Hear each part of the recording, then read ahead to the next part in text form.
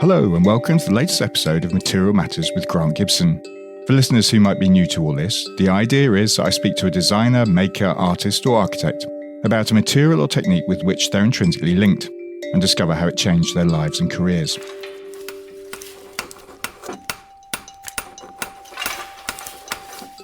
Today, I couldn't be happier to chat to Rodrigo Garcia Gonzalez. Along with Pierre Pazlier, Rodrigo is the founder of the seaweed-based packaging company Notpla, short for Not Plastic. The pair started working together in a kitchen while students at the Royal College of Art and Imperial College in 2013, and have since gone on to create a genuinely global brand. Essentially, they aim to replace single-use plastic products, a huge issue with the world producing somewhere in the region of 400 million tonnes of plastic waste annually, and packaging estimated to account for 33% of that. Like many people, I first came across them a little under a decade ago when they launched Ooho, a seaweed bubble containing water, or in some instances, a rather strong cocktail that you could eat. Since then, the company has gone on to win numerous awards, including the inaugural Earthshot Prize in 2022. Rodrigo, how are you? Thank you so much for doing this. Was that intro okay? Absolutely. Well, thank you for having me, Grant. Looking forward for our conversation. It's a complete pleasure. We have a tradition on this podcast of asking people where and how they work. I mean, I'm guessing, we're looking over a screen, but I'm guessing you're in the Notpla office, which, and this is a rather joyous fact, I think, sort of ironically bearing in mind where this talk is likely to go, is just around the corner from where Alexander Parkes invented plastic in 1862. Can you describe your workplace for the listeners? Yes. So I'm based in East London, in Hackney Wick. We are in a warehouse of 10,000 square feet. That is where we work. We have a lab that we recently retrofitted that is quite big, and we have a pilot plant where we have different type of machinery to be able to process seaweed materials in a really similar way how you should process plastic, to be able to do different forms of packaging, from flexible films to coatings to rigid materials, things like cutlery, but as well some edible products. And for the edible products side of things, we have an area that is food safe. We have a little workshop as well with some lathe and some machines to be able to repair some of these equipment that we have. And then we have an office where we have 55 people working on, and some meeting rooms as well. Okay, so how many people does the company employ now? 55 or more than that? Yes, around 55. Okay, and they're working as what? What disciplines do you have in this building? Because you seem to have a lot going on. Yeah, so it's quite design-led company. So we have a lot of designers as such, but like covering quite a lot of different disciplines. We have a formulation and chemistry, quite a strong technical team, from material scientists to biologists to people working a bit on extraction on seaweed. We have engineering in terms of like process engineering and people who are able to process the materials. We have a supply chain team who manage all the things related with operations. We have a business development and sales team who try to push as many products as we have in the wild and on the market. And then we have support functions, things like marketing, on HR, to work across. The way that we work in the company is we have different categories of products, we call them, almost like business units. So we have edible products being one, coating and paperboard being another one, and pellets, everything that could be done by pellets being another one. And those are almost like mini startups inside of the startup. And then we have functions that goes across the other categories that try to support the growth of these projects. So it's quite a business you've got going on, essentially, with lots and lots of different skills, which is fascinating. I mean, I think to talk about what it is that Notpla does, we need to identify the problem your products look to solve. So plastic. Can we talk about plastic? I mean, it's had plenty of exposure over recent years, but what are the issues with the material? So plastic, in a way, maybe before starting with the issues, starting with the strengths, is quite fantastic material. It's really light, it's really cheap, it has amazing barrier properties. But one of the superpowers of plastic is that it lasts really long. And that makes one of their weaknesses as well quite obvious, especially when you use these materials for short amount of time. So that's a bit the mismatch that we are trying to solve. We're trying to use natural materials, in this case seaweed, to try to replace plastic on those applications where the material doesn't need to last for centuries. That is what plastic lasts. Yes, I mean, it's a misuse of the material, fundamentally. I mean, it's a difference between the life cycle of the material and the use of the material. The relationship is off kilter. Is that what you're fundamentally saying? Yes. And you don't see that in other type of, we always find inspiration on natural packaging. If you think on skins of fruits, a skin of a fruit is going to last really similar to the content of the fruit. And at the moment, when we package things on, on containers that they are going to last for centuries, and the content is not going to last for centuries. So it's a bit of a mismatch. And that's a bit where we try to use. We started working on things that they were quite instant consumption. I think you mentioned the Ooho product. We gave it that name because it's the sound that people give it when they see it for the first time. They make that sound of like, ooh, or oh. Well, especially when it's got a really pungent cocktail in it, I discovered one evening. To my detriment, it transpired by the end of the night. But yes, you do go, whoa. And we started to use that not only on parties, as you mentioned, but mostly for containing water on occasions where there is a lot of single-use plastic being used, like marathons or running events, where literally a runner is going to get that product in their hands for a matter of minutes or even not seconds, and then discard it. So that was quite obvious. And then from there, we have worked across different applications of plastics. We are working now quite a lot on coatings. Coatings refers to the plastic that is normally inside of takeaway containers mixed with cellulose. So basically, when you get something like a coffee cup or a takeaway box, it looks like cardboard from the outside, but inside has to have plastic in order to prevent the... because otherwise it would sag. Exactly. Yeah. And that creates quite a lot of problems because you cannot recycle neither the cardboard, neither the plastic, plus quite a lot of health potential issues of microplastic being into the food, etc. So that's a bit where we have found quite a lot of impact at the moment on this type of products, that they're a bit more ubiquitous in that form, but we can replace in the millions at the moment. So that's how you're combating single-use plastic. Can I just ask, out of interest, really, when you first provided the marathon with the Ooho kind of bubbles of liquid, did people know that they could eat them? I mean, if you're running a marathon and you're presented with a product that you've probably never seen before, were they aware that they could just literally swallow them, chew them? I think so, because the form is quite similar to a fruit more than a normal I would say rigid packaging, or doesn't have any label. It was one of the early proof points of putting someone in their hand while they are running and see what they were doing. And quite a lot of people, yes, they were eating it. It relates as well quite a lot with the shape or with the size of the product itself. Normally, if we make it quite big, people don't eat it. They just nip and sip is what we say. But if we do it sip size, people put it all in their mouth. And we call those products like pop and go, where people kind of like can swallow the membrane. We can make as well the skin thinner or thicker, depending as well what is the application.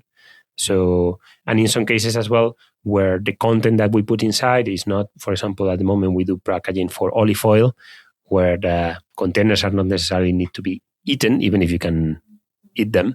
In that case, we make it more rigid and we give it some functionality. So, for example, you can open and control the dosage. It's a product that we call pipettes. Yeah, nice. We've discussed plastics issues. We've talked about what you're doing to combat that. I mean, can we talk about seaweed's qualities? Why is it the ideal replacement for a petrochemical? Yeah. So seaweed, maybe to start with, is the first organism on Earth. So you could argue that we are all made out of seaweed. It's the first organism that make photosynthesis. And then from there, plants in land came through, and animals and humans. So there's a lot of variation between different type of seaweeds. There is thousands and thousands of species, and there's more difference between the DNA of a brown seaweed and a green seaweed than my DNA and a mushroom DNA. So there's completely different type of materials inside of seaweed. Some of the advantage of seaweed against other type of natural materials that come from land sources is that you don't use farmland, you don't put too much pressure in land ecosystems. You don't need fresh water because they They are normally kind of like grown in the sea. You don't need too much human intervention. They grow really fast. So some of the seaweed that we use can grow up to 1 meter a day. So that's the fastest organism on Earth. So it replenishes quickly, in other words. Yes. So imagine if you use something made out of wood, you need 40 years for a tree at least to grow. When you use a seaweed, sometimes in 40 days, you can harvest the biomass in a quite efficient way. And it's a material that we had been using as a society in many different ways. So it had been used in previous centuries in the UK, for example, to make glass, or it had been used to make iodine as well, or in the medicine industries, it had been used quite a lot in the pharma industry. Is it involved in beer? In beer is involved as well. What's it do in beer? So it keeps the foam up. So that's one of the uses of seaweed. And you can make beer out of seaweed. We had as well a scientist in-house who was doing beer from seaweed. There's a job. But yeah, it's present in quite a lot of processed foods, as a thickener or stabilizer. Yogurts, croissants, toothpaste have seaweed. So it's quite commonly used, but until now had not been used too much in packaging. So that's a bit where Notpla came and started to use seaweed for packaging. As you say, there are like over 10,000 different varieties of seaweed. I know that you started off using brown seaweed, but can you use any seaweed? Does it have to be a particular variety? Depends what type of properties you want to get. So, for example, we use brown seaweed to be able to contain things like water. Brown seaweed normally grows in colder countries and needs to have certain currents. And we use red seaweeds to get other properties that, for example, are quite common in plastics, like the property that you can melt the material. So with red seaweeds, we are able to process the material in a different way, that is using compounders and extruders to be able to make pellets. And thanks to that, we are able to create a product that is moldable or is heat sealable in the case of a flexible film. That is at the moment one of the magic properties of plastic, that you can fuse it with heat. So depending what is the property that you want to get out of the material, we use one source or another. It's quite similar to other natural materials. In similar thing to wood, you can get different type of source of the wood, depending what type of property you want to get. Softwood or hardwood is quite similar on seaweed as well. Interesting. And can you use the whole plant? You can use the whole plant. So we have a few projects working on that.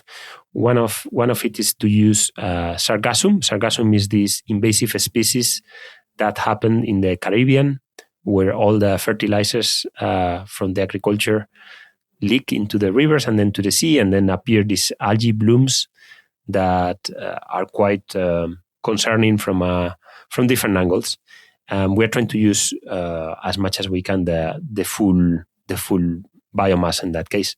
Having said that, we try in most of the cases to remove certain things like the color or the odor of the seaweed, in order to be as similar as we can to a standard packaging. Do different bits of the plant get used for different things? Exactly. So your paper product that you make, presumably that's using a different bit of the plant than the Ooho. Exactly. So from brown seaweed, depending where you extract, we extract what is called the hydrocolloid of the plant. That is the part of seaweed that gives the flexibility of the seaweed. And that's something that we use for things like coatings or things like the Ooho product, where you can eat it and there's not flavor to seaweed. And then the rest is a fiber that it has quite high content on cellulose, for example, and that we have been using it to make seaweed paper in order to replace as well the cellulose coming from trees on paper, or other rigid materials, so we can compress it and make it into things that they are rigid in a molded shape. Yeah, because you make little spoons and things, right? We have made little spoons or little boxers or little containers. It's trying to match the application with the material. Yeah. So how did you and your co-founder Pierre come up with the idea in the first instance? I mean, I think I'm right in saying that you were working, as a student, on an idea to transport water, kind of like a cloud. And that was while you were both studying innovation design engineering at the Royal College of Art and Imperial College in 2013. So why seaweed in the first instance? How did you get there? Yeah, well, it's a long story. My background is in architecture. So I used to work as an architect before. I used to work a lot with plastic waste. So I tried to do a few installation and buildings with plastic bottles.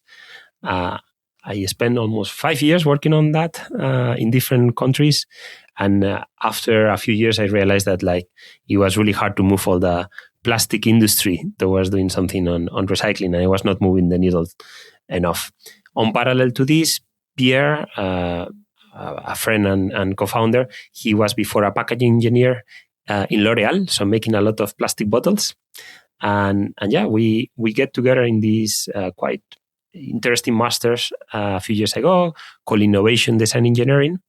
And we were working on different projects. And one of my projects was a side project that it was exactly as you described it, trying to make artificial clouds to deliver water where it's needed. So big balloons that I was flying over Hyde Park at that point. Literally? Literally, yeah. Literally. Oh, wow. So basically, it's a big balloon. So it's similar to the Montgolfier brothers. I don't know if you know, but before having hot air balloons, they were getting water vapor balloons. I did not know that. Because water vapor, it's lighter than air. So you can create quite a lot of buoyancy. So basically, with really simple systems like a solar system, you don't need any external energy. You could get some water evaporated and in vapor form, and use that buoyancy to elevate the balloon, and then trying to direct that balloon in a similar way like as a hot air balloon to where that water is needed. And then I was looking into how to deliver that water without the use of plastic. And that's where we started to experiment it with different natural materials, things like tapioca seeds or skins of fruits, and came up a bit with this technique that had been used for centuries. Well, I don't know if centuries, but at the beginning of the 18th century, 19th century, was kind of a gentleman called Preschardt who was making fake cherries in Unilever and patented this technique using seaweed. So starting to kind of go a bit in depth into that. Instead of fake cherries, we did little water bubbles. Fake cherries from seaweed. Fake cherries from seaweed, yeah. It's funny because they use fake of different things with seaweed for different. For example, the pimento inside of the olive that you see in a stuffed olive is seaweed. It's not pimento because they use normal pimento. The jar gets cloudy and no one wants to buy those olives. So there's a lot of kind of our fake caviar, for example. So let's talk about fake caviar. So fake caviar use seaweed to recreate this really expensive caviar. And without knowing, is one of the products I had been consuming since I was really little, because my grandma's specialty in Christmas is making these little canapés of fake caviar. And then a few chefs, including Ferran Adrià, one of the main Spanish chefs in the early 2000s, started to use this technique to make quite sophisticated dishes like fake olives and things that will explode in your mouth.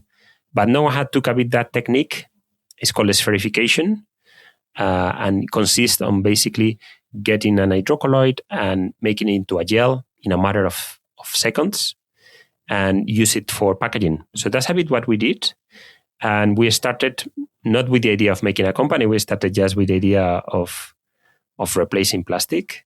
And we published a video online on how to do this product. Am I right in thinking that your tutor or one of your tutors told you to concentrate on the cloud? You Exactly. come up with Ooho as an idea. Yes. You're very much being encouraged to ignore it. Exactly. The supervisor I had at that time, Miles, he was like, Rodrigo, focus on the cloud. Focus on the cloud. That's your big project. And we were quite close to get quite a lot of funding from Rolex at that time to kind of build even bigger prototypes of the cloud. But at the end, that funding didn't came through. So it was hard to pass through what one person can do. But we managed to get some funding from the European Union. The summer after, I had some time off, and I managed to push some more prototypes of the little bubbles and to present to a few design competitions. So we won the Lexus Design Award that allowed us to go to Milan, and the Dyson Award as well at some point. So that gave us a bit of visibility, and then we managed to get some money from Climate Kick, that is a European Union body that helped us to push for a couple of years this project, and we managed to get some funding as well to pay some postdocs in Imperial College who were going to look at the properties of the membrane and try to improve some of the properties of the product.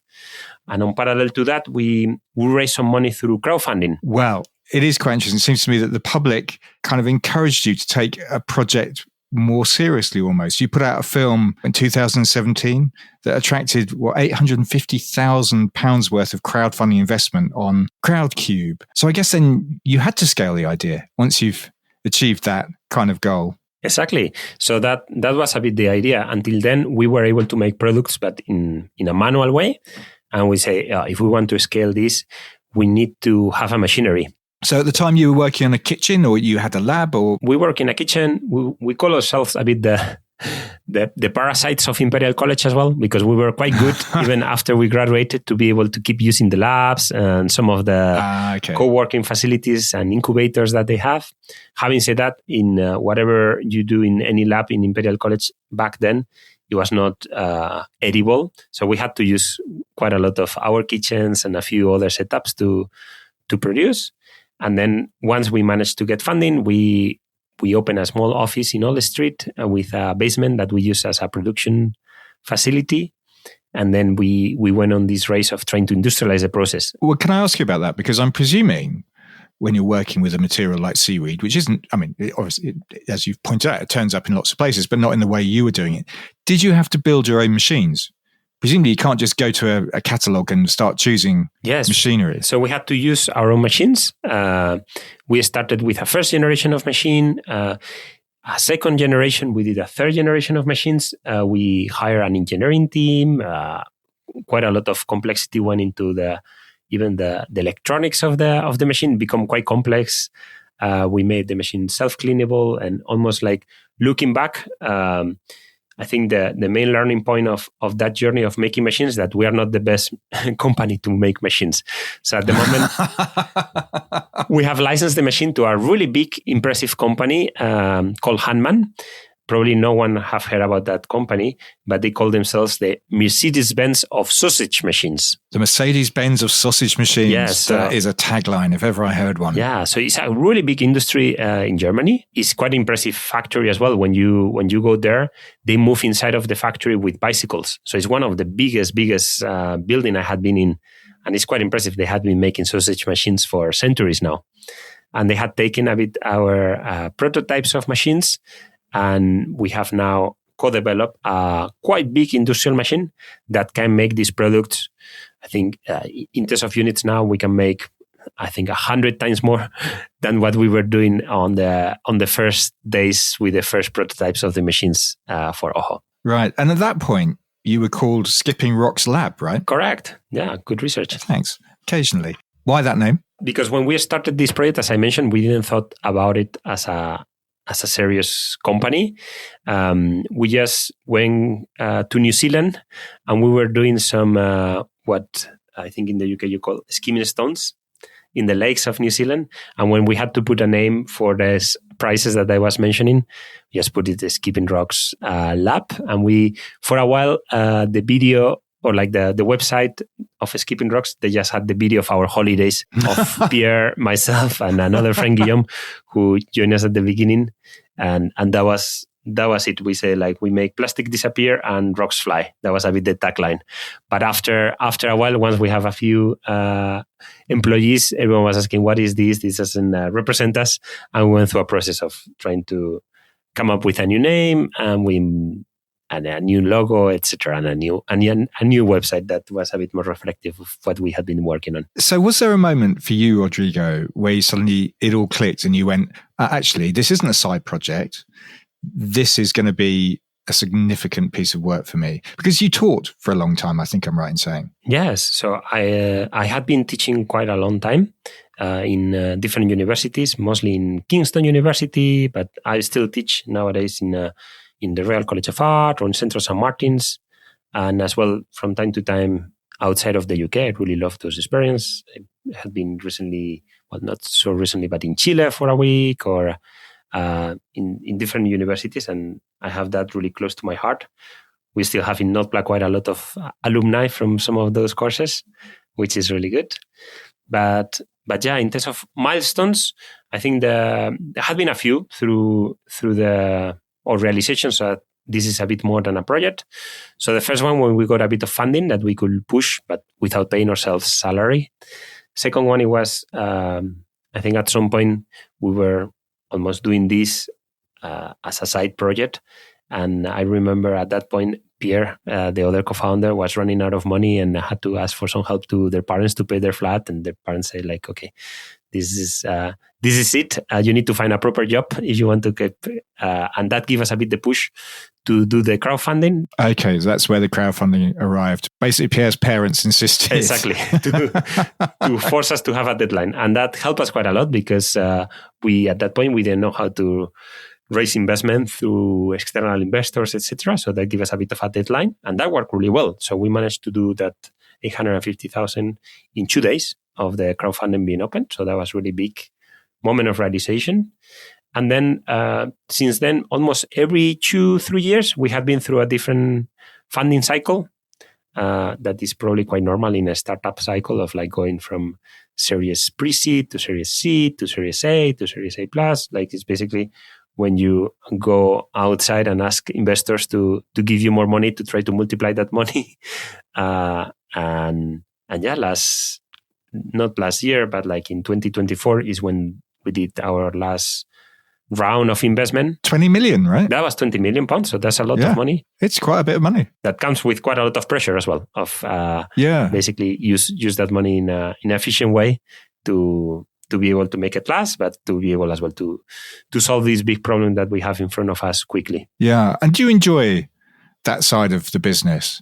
Because I mean, I talk to a lot of people who are looking at making innovative materials, and scale is always the question that comes up. And you have managed to scale. So do you enjoy finding investment? I don't know if I particularly enjoy that activity more than others in the business. I have to say that like it's one of the things that I think with Pierre, the company rely on us to be able to sell a bit the vision and to engage with different investors. And until now, we have been relatively successful in doing that. I think it's part of the company or the project that is quite necessary to be able to keep scaling and to provide that scale and impact. So far that the way that we manage or we count our impact is by single-use plastic reduce, and we have been able to multiply that number almost every year, which is quite significantly. I think at the moment we're at around 35 million single-use plastic reduce, which means I think almost every day we reduce 40,000 units of plastic. Every day? Yeah, which is wow. Not nothing. It's not to the scale of plastic of the 400 million tons that you mentioned, but like for a natural material is probably one of the pioneering companies who are able to do this past, if that makes sense, the lab or the pilot scale and going a bit more on relatively, a bit more commodity or bigger scale. I'm working with some of the clients who look quite a lot at cost, but comes with volumes. So this is the vision that you're selling to these investors, fundamentally almost getting rid of single-use plastic. Yes, not to all the plastic. We are conscious that like as we started the conversation, there is quite a lot of applications of plastic where plastic is necessary. Or at the moment, we're focusing on short shelf life applications, normally consumption on the go, normally small volumes, normally things related with food, and sometimes combination of seaweed plus cardboard or seaweed plus paper. So that's at the moment the vision. The vision as well, we started to work quite a lot on finished goods or in finished material. And now we are conscious that if we want to maximize our impact, we need to go up the supply chain to be able to work with the manufacturers of where the plastic normally gets applied, for example, big paper mills, to be able to input our material at that scale. That comes with quite a lot of different challenges and different complexities, but that's a bit the next stage of the company. Hope you're enjoying the show. I just wanted to let you know that our next major event will be in June. After the huge success of last year, we will be returning to the beautiful Gamle Dock in Christianshavn for Material Matters Copenhagen. The fair runs from the 10th to the 12th of June and is part of 3 days of design. Spaces are filling up, so if you and your company is interested in taking part, drop us a line at hello@materialmatters.design. That's hello@materialmatters.design. Also, a reminder that our virtual bookshop is open all year round, with titles written by podcast guests such as Glenn Adamson, Sandra Rhodes, Tim Minchell and Edmund Duval, to name just a few, and a slew of other fascinating authors. It's a genuine treasure trove of knowledge. You can find it at our website, materialmatters.design. Take some time to dive in. Do you meet resistance from the plastic industry? Absolutely. I don't know if resistance is the word. How does that manifest? So in many different ways. I suppose at the moment the status quo is that there is a lot of companies and a lot of systems that they are working around plastic and they are quite efficient and optimized. There is a lot of plastic in our society and there is a lot of money around it. So that could manifest in many different ways, from policies, from, I don't know if I was not conscious of it, but working a bit on import tariffs. We went invited to Geneva for the World Trade Organization, because most of the countries, if you want to import a plastic material that comes from petroleum, it has half of the tariff that if you want to import a natural material that doesn't come from petroleum. So you compete in completely different type of game. So even if you want to import a plastic straw against a paper straw, they have incentivizing the plastic straw, which is it makes a nonsense. This comes because most of the countries, they don't produce petroleum, so they want to incentivize.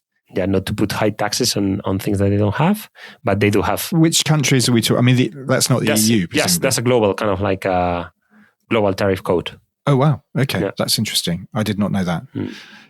Well, look, we're not digressing, but we moved away from your story. So we'll go back to Ooho, turning up at events like the London Marathon, for instance. Did you have a sense of where you wanted the material and your idea to go at this stage? Because, I mean, you had key early clients, Selfridges, I think, Lucozade, I think Just Eat were quite early. So did you know what you were going to do with this material? No, we started with working on liquids and trying almost to replace plastic bottles or containers on that front. We tested with quite a lot of different brands, different events, big marathons, as you were mentioning, the London Marathon, that went really well. Testing as well the business model is not the easiest to fit on those type of events for different reasons. First, because normally those events, they get paid by the plastic companies to have products. So it's hard to compete when you're offering a solution that works really well for that type of specific of context, but is not a marketing solution to compete against a sponsorship of a plastic company or a water company that have plastic that pays for product placement on that specific event. So that was one of the things. We have to work a lot on operations as well, because normally these events, you require a lot of product in one specific moment of the year. And then for the rest of the year, you're a bit flat in terms of demand. So that gave us quite a lot of insights. But like the main thing that we didn't saw coming, I don't think anyone saw it coming, it was that we were on the peak of the game. We just have done the London Marathon. We got commissioned to do many other marathons after that. We had the idea to go to the US, to do a few marathons there. In Europe, there were more marathons, and then COVID came. Yeah, I was going to say, I wondered how that might have affected your events-based business. Exactly. So there was 3 years that there was no more events. And it was really hard to know how as well the event business will come back. And I think that gave us quite a lot of resilience and quite a lot of hope as well to the company that we could replace other problems, because using some of these limitations, we, as you mentioned, one of the clients that we had at that point, it was Just Eat, the delivery platform. We were doing at that point ketchup sachets. So we were packaging the ketchup into these little bubbles. But they told us, hey, now that there is COVID as well, one of the main challenges that we have is that our takeaway boxes, as we were mentioning before, they have a plastic inside. We want to replace the plastic inside by your seaweed. Can you do that? And we started in a small scale doing that. We started using screen printing techniques. As you can imagine, it's not the most efficient kind of like way of applying a coating. From there, we went to a bigger kind of like machinery. We were able to do our coating at 3 meters per minute. That for us, it was quite a big of achievement. From there, we went to another big machine that was like 40 meters per minute. Then we end up doing in another facility that we work together at the moment for a few years, close to Manchester. They used to make Royal Mail stamps at 100 meters per minute.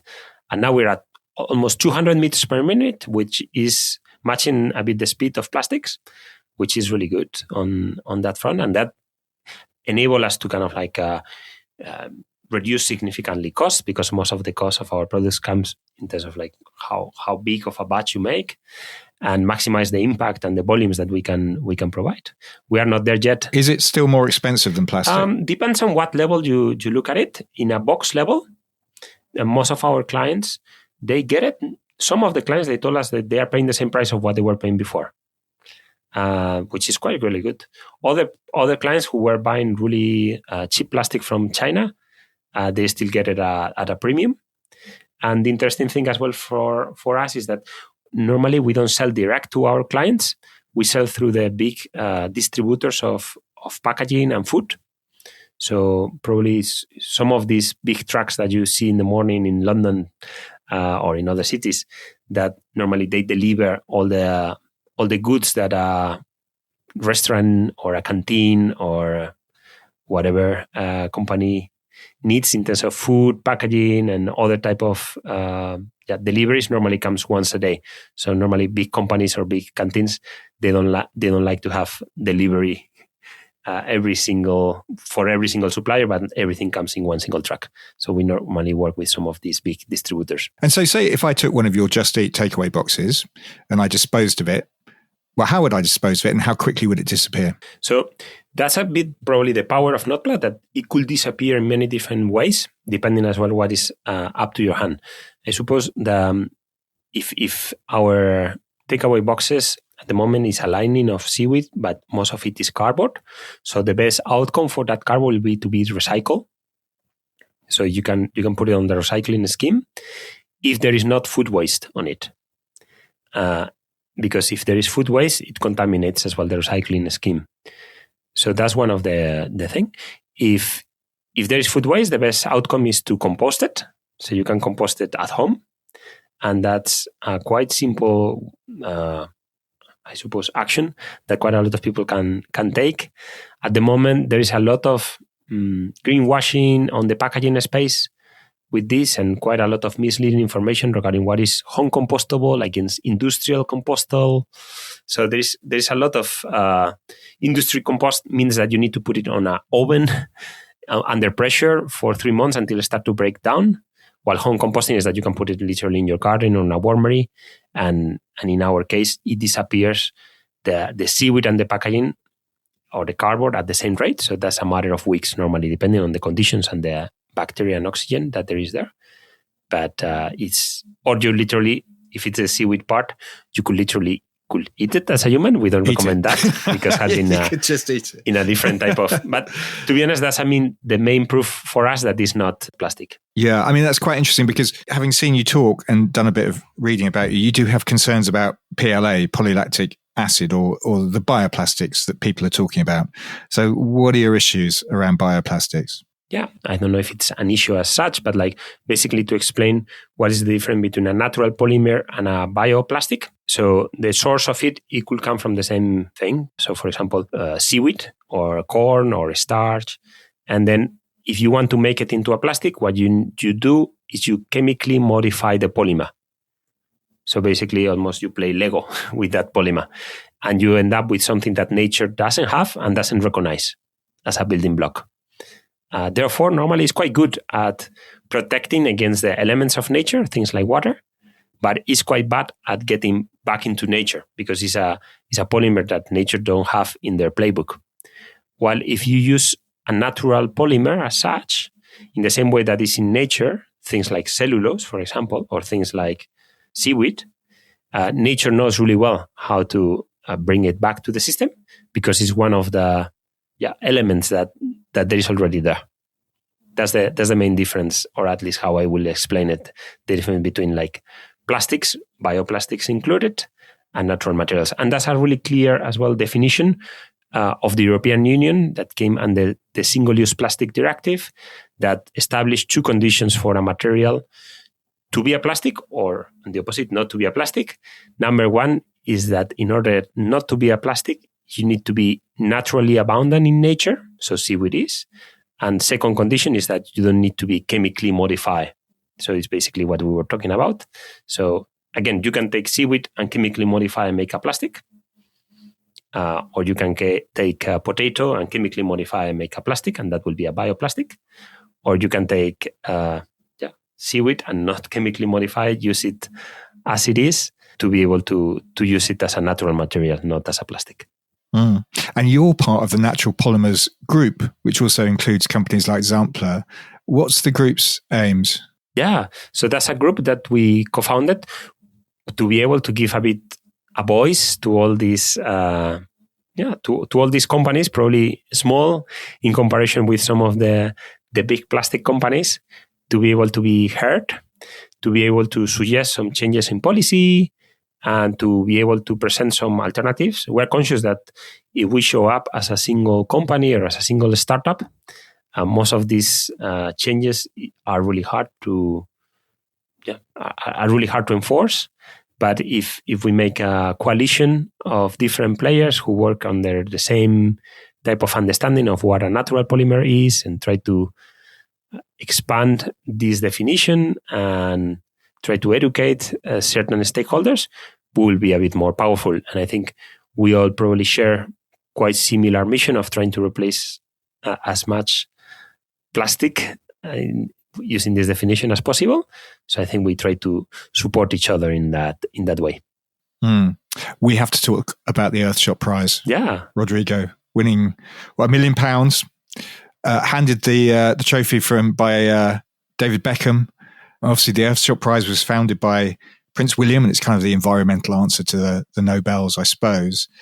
Presumably, that must have made a huge amount of difference to your business. It has. So it was a really big milestone for us and the company. I think in many different ways, not just the money prize that came with it, but like I think Prince William itself had been a really fundamental team member almost of Notpla in many different ways, especially from a business developer point of view. He had been able to convince some of the people in the sports world, especially, to adopt our packaging. So every time that there is an occasion for him to be in one of the matches of Aston Villa, for example, or rugby, I was with him in Principality Stadium not too long time ago. I think I was there, actually. Oh, yeah. I think I saw you on the pitch. Nice. Yeah, I was a little bit jealous, but that's fine. Just move on. He's able to to be able to talk about something. So, yeah, I don't know if it's small or big as plastic packaging, and being able to explain that there is a solution that is part of the Earthshot Prize, that is Notpla, and that has been able to move quite a lot of early adopters. Not only himself, but as well as part of the Earthshot Prize, there is a group of partners that support the Earthshot Prize in different ways, and they had been quite big supporters of Notpla. So big companies like IKEA, for example, or Deloitte had been able to support in many different ways by using our products on their canteens, for example, who had been really good way as well of trying to reduce plastic. But as well with some connections and some early adopters from an investment point of view as well had been quite instrumental to be able to use a bit this flag of the Earthshot Prize to be able to attract some further investment. Yeah, it's interesting. I wondered, does this worries about plastic? It seems to go through waves, media kind of waves. And I'm wondering at the moment, for example, you've just got this, or recently got this £20 million worth of fundraising. And I think the notion was you were going to kind of extend your reach into the States. And I'm wondering now, in Trumpian America, whether that's still the ambition, because he likes the idea of drilling. He's quite fond of oil. Exactly. Seemingly. So it had changed slightly in different ways. Like one, because of production in the UK. So that's one of the barriers that we have of entry. But as well, the term sustainable packaging is quite, at the moment, politicized in that front. So it creates different type of sentiments depending what type of person is behind. What we're trying to do in the US is to use the other type of language. For example, we call it the future of packaging, and I think everyone bets on the future, independently of like how they see a bit that future, or the health in terms of microplastics, for example, that there is on the packaging. I think that unites quite a lot of fronts. I think not too many people wants to see their kids or consuming microplastics or other forever chemicals out of packaging. So I think that's a bit the angle that we are trying to do. And we recently launched it in the LA Clippers Stadium, our packaging.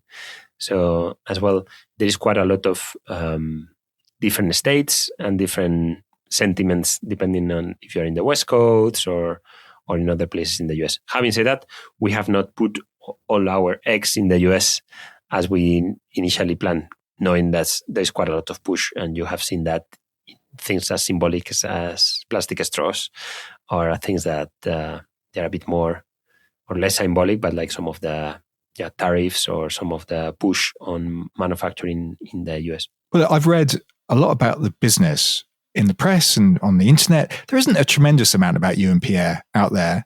I mean, as you've mentioned, he was a packaging engineer at L'Oreal before going to the RCA and Imperial. And you've had this extraordinary academic background. I mean, is it true you have 5 master's degrees, Rodrigo? Yeah, so I was studying until I was past my 30s. That was thanks as well because in Spain, back in the days, you were able to get grants that support you. So they give you a salary in the same way that you will be able to earn as a junior architect, for example. So yeah, I did my first master in architecture.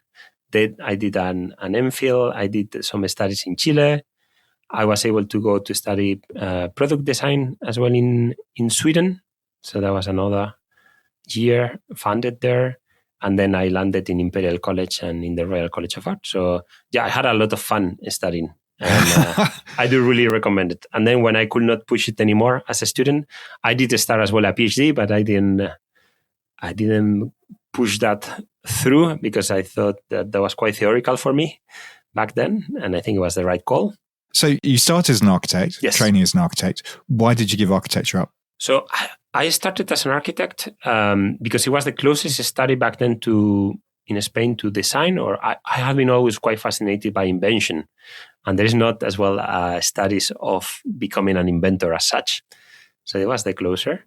I really love architecture, but the scale of it make it quite hard to prototype and to be able to bring ideas to life. Just by the fact that to make a building, you normally need quite a lot of money aside to pass all the regulations, to have a lot of stakeholders aligned. It make it relatively difficult to bring these things alive.